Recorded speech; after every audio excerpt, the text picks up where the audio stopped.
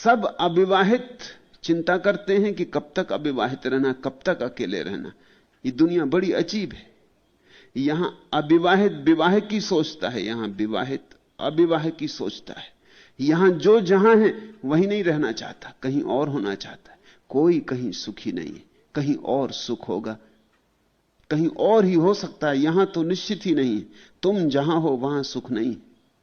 और जो व्यक्ति सुख चाहता है उसे वहीं सुखी होना पड़ता है जहां है। सन्यास की यही अर्थवत्ता है। सन्यास का अर्थ है इस क्षण सुखी, जैसे है उसमें सुखी, जहां है वहां सुखी।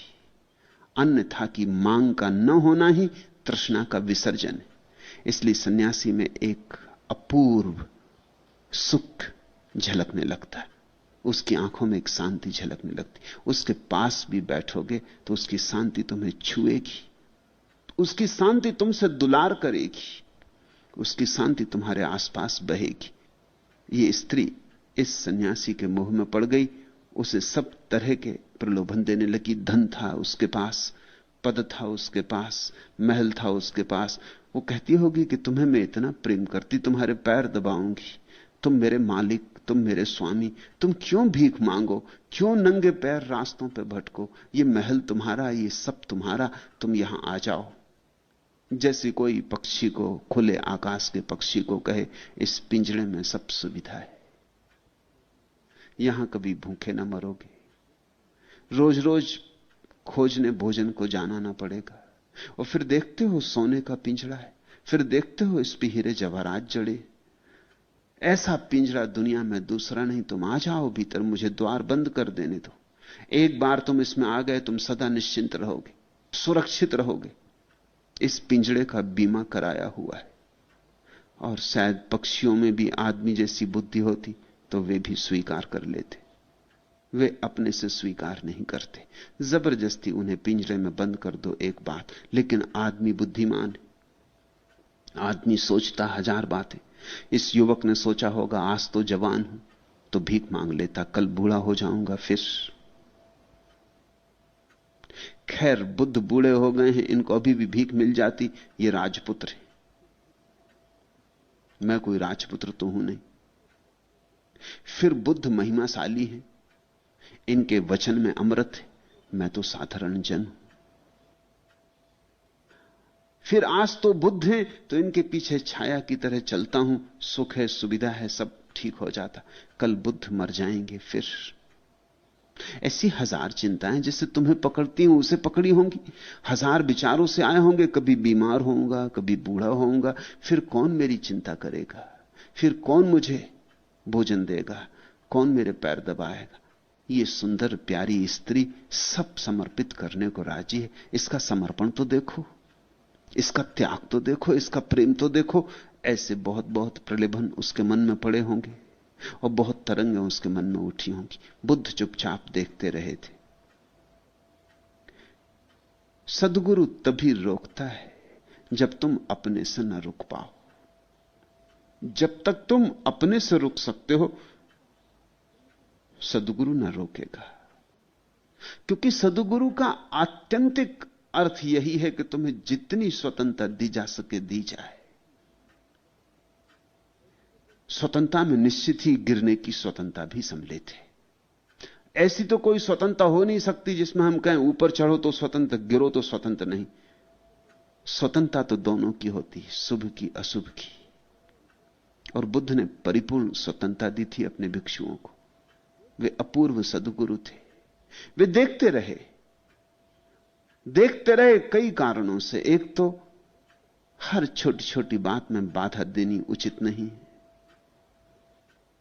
और हर छोटी छोटी बात में बाधा दी जाए तो व्यक्ति का विकास रुकता है। उसे सोचने दो, उसे चिंतन करने दो, उसे गुजरने दो परेशानियों से, उसे चुनौतियों का सामना करने दो। जैसे मां देखती रहती है अपने बच्चे को कि वो चल रहा है, खड़ा हो रहा, एक नजर से ध्यान रखती, अपने काम में भी लगी रहती। ऐसा भी ज्यादा ध्यान नहीं देती कि बच्चे को ऐसा लगे मां 24 घंटे उसके पीछे पड़ी, पर देखती रहती चुपचाप, कहीं गिर ना जाए, कहीं आंगन से नीचे ना उतर जाए, कहीं सड़क पर ना चला जाए, कहीं आग के पास न पहुंच जाए, कुछ खतरा न हो जाए, और तब तक देखती रहती है जब तक कि खतरा होने के ही करीब न पहुंच जाए।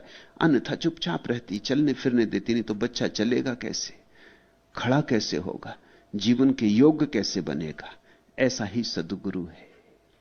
बुद्ध देखते रहे, सब पता है क्या हो रहा है, इस युवक के मन में कैसी चिंताएं चल रही हैं, कैसे कैसे प्रलोभन इसे पकड़ रहे हैं, ये पिंजड़े में जाने को किस तरह आतुर हुआ जा रहा है।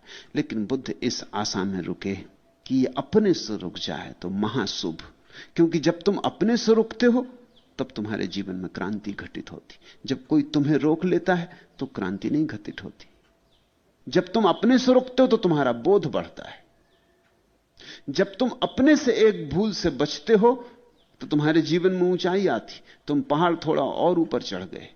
जब कोई दूसरा तुम्हारा हाथ को पकड़ के सहारा देके ऊंचा चढ़ा देता है, ऊंचाई पे तो पहुंच जाते हो, लेकिन यह ऊंचाई उधार होती, और सद्गुरु नहीं चाहता कि शिष्यों की ऊंचाई उधार हो। बुद्ध ने कहा है, बुद्ध पुरुष तो केवल इशारा करते हैं, चलना तो तुम्ही को पड़ता है।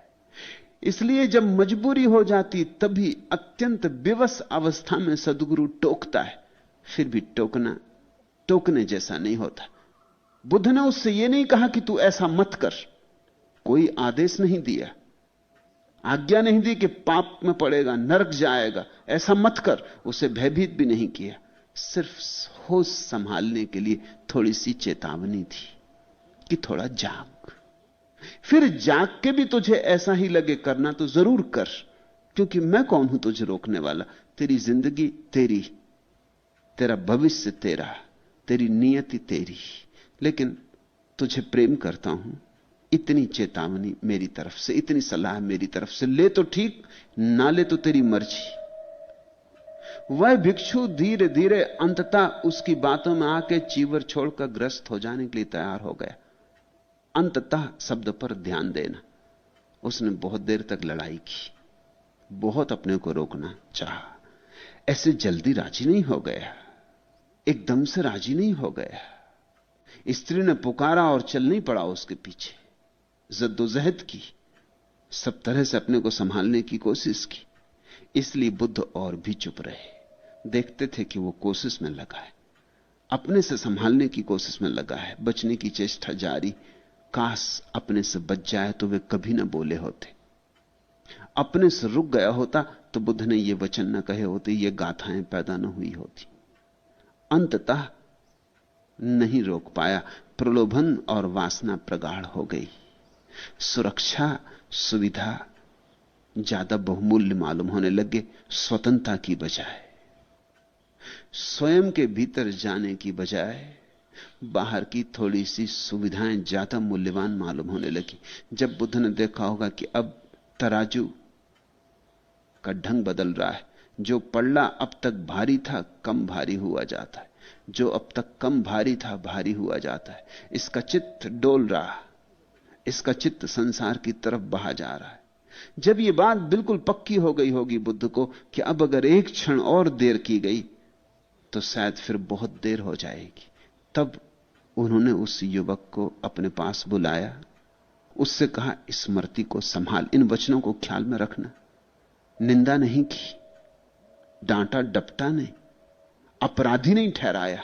तू पाप करने जा रहा है, महापाप करने जा रहा है, तुझे नरक की अग्नि में सड़ाया जाएगा, इस तरह के भय नहीं दिए, दंड की घबराहट पैदा नहीं की। कहा क्या, बड़े मीठे शब्द कहे, स्मृति को संभाल। स्मृति बुद्ध का अपना विशिष्ट शब्द है। स्मृति का ठीक वही अर्थ होता है जो मध्य युग में संतों ने सुरति का किया। सुरति स्मृति का ही बिगड़ा हुआ रूप है। कबीर कहते हैं सुरति, नानक कहते सुरति। सुरति को संभालो। क्या है सुरति, क्या है स्मृति?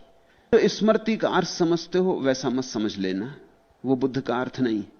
तुम्हारा तो अर्थ होता है स्मृति से मेमोरी, याददाश्त, अतीत की याददाश्त। हम कहते हैं फला आदमी की स्मृति बड़ी अच्छी, क्योंकि वो सैकड़ों लोगों के नाम याद रख लेता है।